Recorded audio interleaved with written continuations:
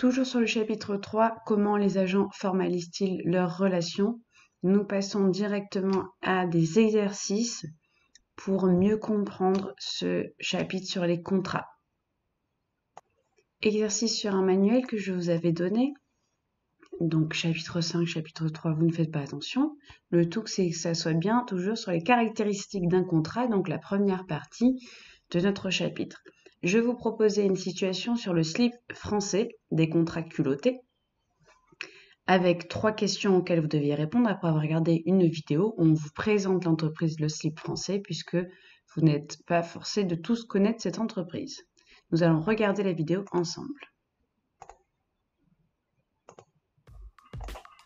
Bonjour à tous et bienvenue chez Le Slip Français. Salut à tous et bienvenue chez Le Slip Français. Ici, on a une envie, c'est de changer le monde en réinventant la mode et l'industrie textile en France. On a démarré cette aventure un peu folle il y a 5 ans et depuis, on a bien grandi et Le Slip Français propose une gamme de sous-vêtements, de maillots de bain et d'accessoires entièrement fabriqués en France. La petite famille du Slip Français met toute son énergie et sa joie de vivre dans une seule conviction. Si vous voulez changer le monde, commencez par changer de slip. Vous savez, obtenir un bon slip, c'est pas si facile. Alors on allait chercher les meilleurs savoir-faire français. Aujourd'hui, 9 usines et 50 personnes fabriquent chaque jour nos produits. On tricote, on brode, on assemble, on vérifie chaque pièce avec amour, et hop, c'est dans la boîte. Et comme rien n'est trop beau pour vous faire plaisir, on s'est équipé. Une estafette flambant neuve pour parcourir toutes les routes de France, un site web dernière génération pour proposer nos slips à travers le monde, et bien sûr, toute la panoplie de réseaux sociaux pour vous raconter tous les jours le quotidien de l'aventure du slip. Mais nous, ce qu'on préfère, c'est vous rencontrer en vrai, et pour ça, rien de plus simple, rendez-vous dans les boutiques du slip. N'oubliez pas, si vous voulez changer le monde, commencez par changer de slip.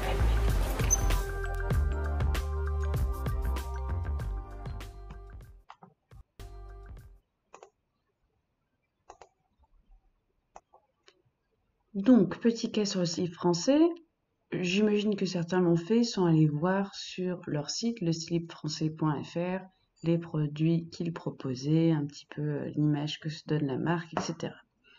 Aujourd'hui, ce qui nous intéresse dans cette vidéo, c'est que réalise le slip français avec des entreprises comme Claude Pierlot ou Agnès B. Pour cela, je vais vous remontrer le texte qu'il fallait lire. C'est donc ce texte-là, la situation qu'il fallait lire. Je vous le relis une fois. Le slip français voit le jour en 2011. Son fondateur, Guillaume Gibaud, alors âgé de 25 ans, est tout juste diplômé d'HEC Paris. Pour tout le monde, je vous explique qu'HEC Paris, c'est une grande école de commerce, qui est très reconnue, c'est une des meilleures de France. Un ami lui lance un pari insolite, produire des slips. Il accepte et commande les 600 premiers slips auprès d'un fabricant français. Les produits sont rapidement vendus via le site leslipfrançais.fr que je viens de vous montrer. Dès le départ, la communication de l'entreprise s'effectue en particulier via les réseaux sociaux. Le temps est toujours décalé afin d'attirer la sympathie et la curiosité du public. Vous l'avez vu dans la vidéo que je vous ai donnée, ça commence notamment par des scènes ratées où le fondateur quand même de l'entreprise est en train de rigoler. Les ventes de la première commande de 600 slips lui permettent de rapidement développer des partenariats avec de nouveaux fabricants comme Claudie Pierlot, Agnès B ou encore Saint-James. Depuis 2014, le slip français a lancé la fabrication de bonnets via l'opération Bouge ton pompon. Pour chaque unité vendue, 10 € sont reversés au Téléthon. Une fabrication 100% française, les slips du slip français sont conçus à base de coton provenant principalement d'Inde, d'Égypte et des États-Unis. Celui-ci est certifié Ecotex, un label qui garantit qu'il est exempt de produits exotiques pour le corps et l'environnement. Et la totalité des produits est fabriquée dans l'Hexagone. Et c'est ce qu'on voit également dans la vidéo.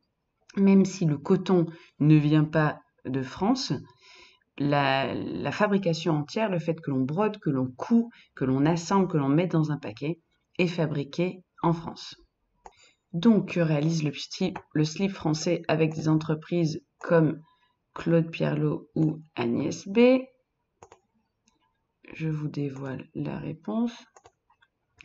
Il réalise plutôt le slip français des partenariats. Et il faut savoir que Claude Pierlot ou Agnès B, ce sont de grandes marques de mode. Je me suis d'ailleurs trompée, c'est Claudie Pierlot. Voici par exemple le site de Claudie Pierlot qui fait plein de produits, robes, accessoires, etc. à des prix un petit peu conséquents. Et voici Agnès B. Pareil, une grande marque, je vous ai mis la nouvelle collection. Voici ici, par exemple, la fameuse collaboration entre Claudie Pierlot et les slips français. Ils ont apparemment créé une jolie paire d'espadrilles. Alors, quel est maintenant l'objectif de telle collaboration? Je ne vous ai pas tout montré, mince. Donc, il y a plusieurs objectifs.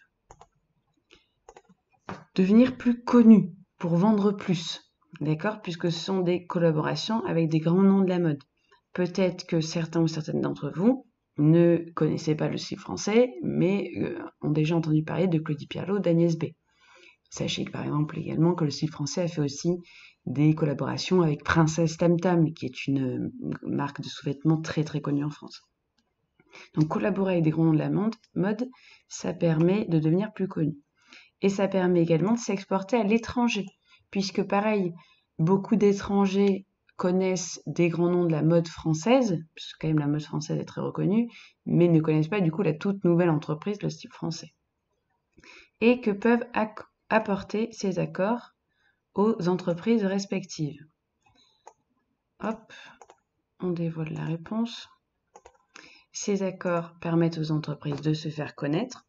Donc, je vous ai mis les deux cas. Pour le slip français, cela lui permet d'être validé par les grands noms de la mode française. Si vous vous associez à quelqu'un qui est très connu et qui est très reconnu, c'est toujours bon pour vous, pour votre réputation. Et pour les collaborateurs, pour ces grandes marques, ils s'inscrivent dans une démarche 100% French, 100% française. Leur éthique est donc revalorisée. La plupart des grands noms du textile en France ou de la mode sont pas forcément reconnus pour leur éthique, c'est-à-dire que quand on achète une grande marque de mode française, on n'achète pas pour le fait que ça soit 100% français, ou que ce soit du coton bio, ou que ça respecte les animaux. Non, c'est souvent d'ailleurs l'inverse. Donc ces grandes marques, ça leur permet de changer un peu leur image, qui aujourd'hui est très mauvaise dans le monde des véganes, etc. Donc, vous l'aurez compris, là, on parle de partenariat avec de grandes marques de mode. En fait, ce sont des contrats signés. Donc, le slip français a signé des contrats avec ces grandes marques pour revaloriser leur image, etc. Et dans ces contrats est écrit qu'ils s'engagent à faire une collaboration, qu'ils s'engagent tous les deux à vendre le produit au nom du slip français et du nom de l'autre marque, etc., etc. On passe au rang 1, les raisons de passer un contrat. Donc on avait un premier document que je vous relis. Un contrat est une convention par laquelle une ou plusieurs personnes s'obligent à donner, faire ou ne pas faire quelque chose vis-à-vis de son ou ses co-contractants. Pour qu'un contrat soit valable, la loi exige le consentement des parties. Chaque partie signe le contrat pour manifester son accord. Et la capacité de contracter. Par exemple, un mineur ne peut pas passer n'importe quel contrat. Troisième chose, un contenu licite et certain. Le contrat porte sur une chose conforme à la loi et que l'on peut déterminer, qui existe ou existera. Donc je reprends un petit peu ces points. Le consentement des parties, je vous en avais parlé. Il faut être d'accord, et c'est en signant que l'on manifeste son accord. Il faut avoir la capacité de contracter, c'est-à-dire qu'il faut être majeur. Et il y a également des adultes qui n'ont pas cette capacité-là. Des gens qui sont placés sous curatelle ou sous tutelle et qui ont un tuteur, donc du coup, qui signe à leur place. On va parler ici, par exemple, des personnes qui ont un handicap mental ou tout simplement les personnes âgées qui développent l'Alzheimer. Au bout d'un moment, ils ont un tuteur qui signe à leur place, pour pas qu'ils signent n'importe quoi. Et également, le contenu licite et certain, l'objet du contrat doit être quelque chose de conforme à la loi. Vous pouvez pas signer un contrat par rapport à une cargaison de drogue qui est illicite en France. D'accord? Là, la loi ne vous couvrira pas si jamais la personne ne remplit pas un des termes du contrat. Et il faut également que ce soit quelque chose d'existant. On ne peut pas écrire un contrat sur les ovnis, par exemple, qui aujourd'hui n'ont pas été prouvés.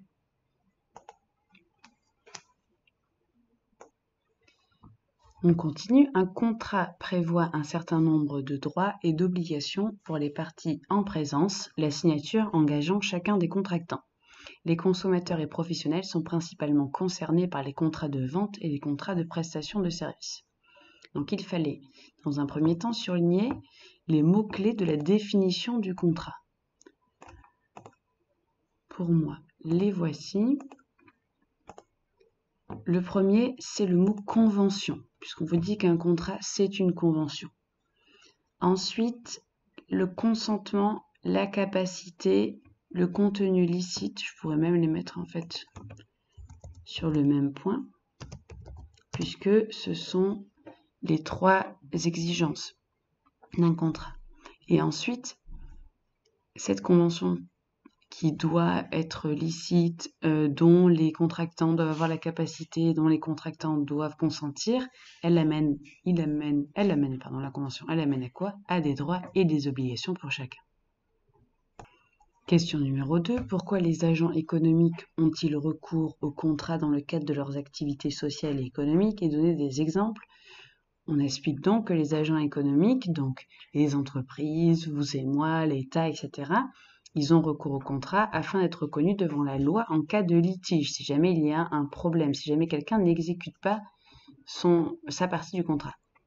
Un contrat engage chacune des parties. Si l'une d'elles ne respecte pas ses engagements, la loi peut demander des dommages ou intérêts et ou la rupture de ce contrat. Il y a d'ailleurs une faute ici. C'est le mot intérêt qu'il faut mettre. Si on a une partie du contrat qui n'est pas respectée, soit on peut engager un procès, recevoir des dommages et intérêts, soit on peut décider de la rupture, de l'annulation du contrat. Donc ce contrat, le fait que l'on signe, ça permet à chacun d'avoir des garanties, une assurance qu'on ne va pas tout perdre. Un exemple de la vie quotidienne. Je signe un contrat de vente, achetant une paire de chaussures à 40 € et stipulant que le vendeur doit m'envoyer le produit à mon adresse postale. C'est ce qui se passe quand vous achetez quelque chose en ligne. Si le produit n'arrive pas, je pourrais donc obtenir remboursement comme les lois sur les contrats le prévoient. Je n'ai pas envoyé 40 € pour ne rien recevoir en retour. À partir du moment où j'ai acheté sur un site, nous avons signé, le vendeur et moi-même, un contrat. Et donc, on rentre dans le cadre des lois sur les contrats. Et donc, il ne respecte pas son engagement en m'envoyant la paire de chaussures. Donc, je peux obtenir remboursement. Document 2 maintenant. On revient sur l'entreprise Le Slip Français. Sécuriser la relation et améliorer la qualité des prestations. Donc, rencontre avec les établissements Le Mailleux. Juste à côté de Lille, nous avons rencontré en 2013 les établissements Le Mailleux, une entreprise familiale de 110 personnes créée il y a 60 ans et aujourd'hui dirigée par Edith et Olivier. C'est ici que sont fabriqués les sous-vêtements du slip français. Toutes les étapes sont réalisées sur place. Tricotage, découpe, broderie, assemblage, contrôle qualité et conditionnement. Deuxième article, nos chaussettes made in Limousin. Au slip français, on ne plaisante pas avec le savoir-faire. Notre atelier, fabricant de l'écart près de Limoges, est un véritable spécialiste des chaussettes. Labellisé entreprise du patrimoine vivant, il allie savoir-faire traditionnel artisanal, qui se transmet de père en fils depuis 1938, et innovation technologique. Et ce, pour le plus grand plaisir de nos pieds. Et troisième article, des gars du Gard. À quelques kilomètres de Nîmes, riche de 70 ans d'expérience, notre atelier Desmargues est un spécialiste du textile, inventeur entre autres du fameux slip kangourou. Il n'en fallait pas moins pour fabriquer des slips français. Donc voici ici 3 entreprises qui travaillent en collaboration également avec le slip français. On parle ici de fournisseurs ou de partenaires. Donc la question numéro 3 est la suivante. Sur quels critères ces fournisseurs ou partenaires ont-ils été sélectionnés?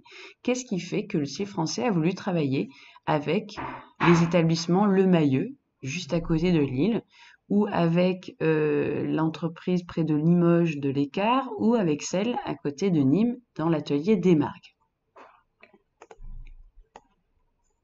Ils ont été choisis car ce sont des entreprises avec une éthique, des valeurs et qui sont des entreprises riches en expérience. On peut relever les critères suivants dans les différents textes. Ce sont vraiment des mots que j'ai pris dans les textes. Entreprise familiale, savoir-faire traditionnel artisanal. Donc le savoir-faire, vous savez ce que c'est. Traditionnel, c'est dans le respect de la tradition. Et artisanal, ça veut dire que c'est fait par des artisans, donc à la main. Spécialiste, expérience. Donc le slip français, il veut travailler et il sélectionne uniquement des artisans, des gens qui sont reconnus dans le textile français, qui travaillent le tissu, le coton, etc. depuis beaucoup d'années. Il y en a un 70 ans d'expérience, l'autre 60 ans, l'autre depuis 1938. Donc des gens qui ont vraiment de l'expérience depuis très longtemps dans ce domaine du textile en France et qui ont une éthique aussi, puisque ce sont souvent des entreprises qui sont familiales, c'est-à-dire qui se transmettent de père en fils, etc. Question numéro 2. En quoi peut-on dire que les contrats signés avec ses fournisseurs sécurisent la relation avec le slip français ou d'ailleurs améliorent la qualité des prestations? On peut comprendre que les contrats signés entre du coup le slip français et ses partenaires, donc entre le slip français et les établissements Le Maillot, garantissent une qualité du textile, un savoir-faire ainsi que des labels reconnus. Puisque la qualité du textile, ça va être parce que ces entreprises-là utilisent un textile, sont des spécialistes en fait et utilisent un textile qui est reconnu. Ces contrats vont également garantir un savoir-faire puisque ce sont 3 entreprises qui marchent très bien depuis 70 ans. Donc le savoir-faire, la technicité, elle est là. Et également des labels reconnus, puisque par exemple les chaussettes qui sont fabriquées dans le Limousin, donc les chaussettes du slip français, qui sont fabriquées par l'entreprise L'Écart, c'est l'entreprise qui est labellisée entreprise du patrimoine vivant. Donc il y a un label, c'est pareil, c'est reconnu par l'État. Question numéro 5. À quoi voit-on que le slip français cherche à améliorer la qualité de ses prestations? Ça rejoint, je vous l'ai dit déjà dans le 4. Le slip français choisit des entreprises qui sont solidement installées en France, dont le savoir-faire est reconnu. Il n'a pas pris des petites entreprises qui viennent d'ouvrir ou qui seraient hyper technologiques ou des entreprises qui seraient aux États-Unis, etc. Non, des entreprises en France solidement installées. L'entreprise choisit donc des entreprises dont la qualité de la production est établie. Document numéro 3, l'obligation d'assurance des entreprises. Donc là, on repasse sur un texte général qui s'applique à toutes les PME, les travailleurs indépendants français. On n'est plus sur le cas unique du slip français. Donc une PME, ça veut dire petite ou moyenne entreprise, PME. Une PME ou un travailleur indépendant doit se prémunir des principaux risques auxquels il est exposé et souscrire des contrats de garantie. Qu'elle soit locataire ou propriétaire de ses murs, l'entreprise doit assurer ses bâtiments, ses matériels professionnels, ses marchandises, ses matières premières, ses véhicules, etc. Donc c'est une obligation française. Question numéro 6. Pourquoi le slip français est-il obligé de signer de tels contrats? Il est obligé de souscrire à des assurances. Bon, parce que la loi l'oblige, bien entendu, mais surtout afin de ne pas se retrouver démuni si un accident survenait, comme un incendie, ou si des vols se produisaient. D'accord? Les assurances, ça vous permet de ne pas vous retrouver sans rien. C'est comme pour les assurances voitures. Chaque personne qui a aujourd'hui une voiture et qui roule avec en France doit souscrire à une assurance. Si jamais il a un gros accident, et que notamment il rend quelqu'un handicapé, ça va être l'assurance qui va prendre le dessus et qui va payer les frais. Si vous n'avez pas d'assurance et que vous avez un accident et que la personne a quelque chose de grave, vous êtes condamné en gros toute votre vie à payer la personne. Puisque des fois les frais sont sur des millions d'euros. D'accord? Donc il est obligatoire aujourd'hui en France d'avoir une assurance. On passe sur le grand 2. Les éléments caractéristiques d'un contrat. Donc, document 4, les parties et l'objet du contrat. Donc là, on est vraiment sur le début d'un contrat. Ça se présente comme ça. Entre les sous-signés, d'une part, la société L'Homme Parfait SARL au capital social de 15 000 € dont le siège social est situé 60 rue du Capitole à Toulouse, représenté par Jean-François Perriat, ci-après dénommé le partenaire distributeur. Et d'autre part, la société Le Slip Français, société anonyme, représentée par Guillaume Guibaud dont le siège social est situé 1 rue du Mail à Paris.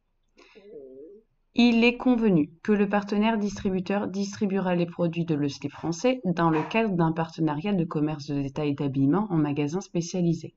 Les dispositions du présent contrat définissent les conditions techniques, juridiques et financières permettant aux deux parties de s'engager.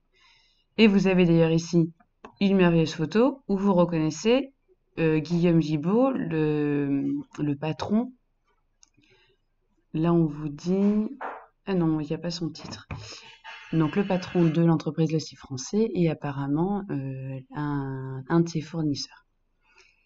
Donc, première question, quelles sont les parties à ce contrat? Qui c'est qui signe ce fameux contrat? Partie 1, c'est la SARL, L'Homme Parfait, représentée par Jean-François Perriat. Et la partie numéro 2, la deuxième personne qui signe, c'est la SA. Alors, SA, c'est Société Anonyme, Le Slip Français, représentée par Guillaume Guibaud. Les deux parties qui signent ce fameux contrat. Quel est l'objet du contrat? C'est écrit aussi dedans le texte. L'objet du contrat, c'est la distribution de produits Le Slip Français dans le cadre d'un partenariat de commerce de détail d'habillement en magasin spécialisé. Donc on peut en déduire que L'Homme Parfait, ça doit être un magasin qui accepte de vendre les produits du Slip Français. Des slips, des chaussettes, des pyjamas, je ne sais quoi. D'accord? Et c'est pour ça qu'il signe un contrat. Document maintenant numéro 5, les clauses du contrat. Donc vous avez un extrait de ce fameux contrat. Le Slip Français peut accepter les commandes dans la limite des stocks disponibles. Il informe le partenaire distributeur, donc l'entreprise L'Homme Parfait, de la disponibilité des produits au moment de la confirmation de la commande. Si, en dépit de la vigilance de Le Slip Français, les produits sont indisponibles, Le Slip Français en informera le client par email dans les meilleurs délais. Le client pourra alors annuler sa commande et se faire rembourser le cas échéant les sommes déjà versées. Le Slip Français s'engage à livrer, dans les délais prévus au contrat, les produits correspondant aux besoins et aux attentes du partenaire distributeur. Ce dernier reconnaît qu'il a lu, compris et accepté sans réserve et dans leur intégralité les dispositions du présent contrat. Le contrat commence à produire ses effets à compter de sa date de signature, le 30 novembre prochain. Le paiement se fera comme convenu dans les 30 jours suivant réception de la marchandise. Donc, question numéro 3, quelle est l'utilité des clauses insérées dans un contrat? Je vous ai répondu que les clauses, elles permettent de réguler plusieurs aspects du contrat. Là, par exemple, ça permet de mettre des procédures, d'établir des règles sur, par exemple, l'acceptation des commandes. On vous dit que le Slip Français peut accepter les commandes dans la limite des stocks disponibles. C'est-à-dire que si le Slip Français a produit que 100 slips et qu'il y a une commande de 200, la commande ne pourra pas être confirmée et on ne pourra pas livrer 200 slips. Est écrit dans le contrat que si jamais le Slip Français n'a pas les stocks disponibles, il ne peut pas produire la commande, donc du coup il n'est pas en tort, il n'est pas fautif. Dans ce contrat, on a également des clauses concernant la livraison. D'accord? On vous dit par exemple ici, si jamais les produits sont indisponibles, le Slip Français en informe les clients et le client se fait rembourser, etc. Ça permet donc d'établir des procédures, les clauses. Les clauses, c'est en gros les paragraphes d'un contrat, les différents points que l'on nomme et dont on parle. Question numéro 4, quel est l'intérêt de préciser la date d'application et d'échéance du contrat? Pourquoi est-ce qu'on met une date de début et de fin? Les dates permettent donc du coup de décider d'un début et d'une fin pour limiter les litiges. Si jamais on ne met pas de date de début, parce que la plupart des contrats commencent, là par exemple, on signe un contrat, il commence directement, là on écrit à compter de ta date de signature, le 30 novembre prochain, mais il peut y avoir des contrats qui sont signés, par exemple un contrat de location, Hein, vous allez emménager dans un appartement, vous signez le contrat en amont, mais par contre, vous emménagez qu'1 ou 2 mois plus tard. Il faut bien qu'il y ait écrit la date de début, parce qu'à partir du moment où vous auriez signé, sinon on pourrait vous réclamer le loyer pendant 2 mois alors que vous n'y habitez pas. D'accord? Donc il faut bien décider une date de début où vous commencez notamment les paiements, les obligations de chacun, et une date de fin, pareil. Partie numéro 3, on va parler des droits et des obligations des parties. Donc là, dans ce document 6, on a les conditions générales de vente du slip français. Les conditions générales de vente, c'est ce que, en gros, vous signez, c'est le contrat qu'il y a entre vous et le slip français. D'accord? Entre le vendeur et l'acheteur. À partir du moment où vous cochez la case j'accepte les conditions générales et après je confirme ma commande et j'achète, vous en fait signez ce fameux contrat entre vous et le slip français. Je ne vais pas le relire en entier, il y a plusieurs points ici. L'objet du contrat, de quoi on parle, de quel produit est-ce qu'on parle, quelles sont les obligations du client, donc de vous-même quand vous achetez un slip français que vous signez ce contrat. Donc, vous déclarez être âgé d'au moins 18 ans, etc. Il y a une clause sur les commandes, une clause sur les prix, une clause sur la livraison, une clause sur les paiements. Donc là, on avait des questions. Il fallait juste lire en entier, en fait, ces conditions générales de vente et puis relever des parties. Le premier, quel est l'objet? De quoi parle ce contrat? Ce contrat détermine les conditions générales de vente sur le site du slip français, c'est-à-dire les droits et les obligations du slip français et de ses clients, donc nous. Grand 2, quelles sont les parties du contrat?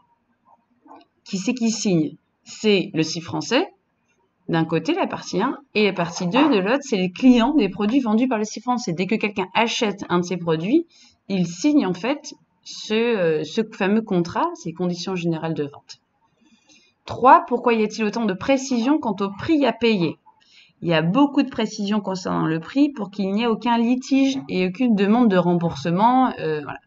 Le contrat stipule la devise dans laquelle les prix sont affichés, en euros. Oui, on n'y pense pas. Ça a l'air stupide, mais attention, vous pouvez annoncer un prix. Si vous ne donnez pas la monnaie, on peut vous reprocher effectivement de ne pas l'avoir fait, et donc du coup on peut vous envoyer le prix dans une autre monnaie.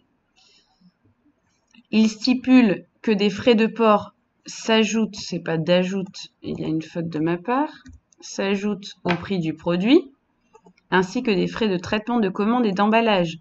Le prix affiché sous le produit ne correspond donc pas au prix total que devra payer le client. Et oui, quand vous arrivez sur un site, il est très important de toujours le préciser. Vous avez par exemple votre t-shirt qui est affiché à 20 €. Donc pour le site français, c'est un peu plus cher. Il me semble les t-shirts à 40 €. Attention, vous allez cliquer une première fois dessus. Il va y avoir votre adresse qui vous est demandée. Selon si vous habitez loin ou pas, selon si vous habitez dans un autre pays que la France, vous allez avoir des frais de port qui peuvent être très conséquents. Les frais de port, ça peut être jusqu'à 10 €. Hein. Ensuite, même plus d'ailleurs selon les pays. Ensuite, il peut y avoir des frais de traitement de commande, des frais d'emballage, si vous voulez un emballage cadeau, etc. Donc, le prix va pouvoir largement augmenter. Et si on ne fait pas attention, on clique sur « J'accepte les conditions, donc ce contrat, et je paye », alors que c'était pas le prix qu'on avait vu au début.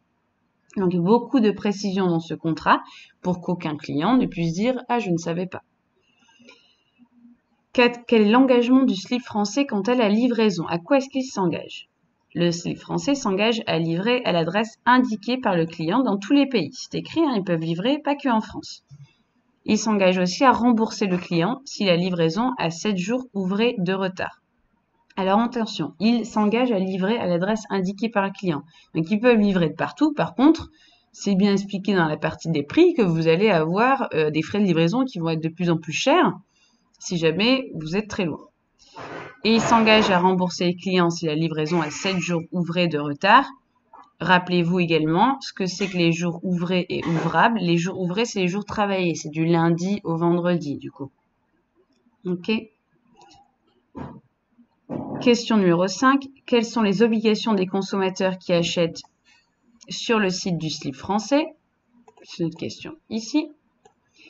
Donc, vous vous engagez quand vous achetez et que vous signez donc ces conditions générales de vente, à être majeur. Et vous devez avoir la capacité juridique d'effectuer une commande, ce que j'avais expliqué. Donc, quelqu'un de majeur, normalement, a la capacité juridique, mais certaines personnes qui sont mises sous curatelle ou sous tutelle ne l'ont plus. Le client doit fournir les informations réelles qui lui sont demandées. Nom, prénom, adresse, téléphone, mail, etc. Pas de fausses adresses, de faux noms. Voilà, il faut vous engager à fournir de réelles informations. Question numéro 6. Quels sont leurs droits en cas de retard de livraison? Donc, on l'a déjà dit. En cas de retard de livraison de plus de 7 jours ouvrés, le client peut dénoncer la commande. Donc, il peut obtenir le remboursement en disant « je n'ai toujours pas reçu ». Dans le contrat, c'était écrit que si 7 jours ouvrés passaient et que je n'avais toujours pas reçu ma commande, je pouvais donc annuler ma commande et demander le remboursement. Par contre, il est bien écrit dans ce contrat que vous pouvez faire ça par lettre recommandée avec avis de réception.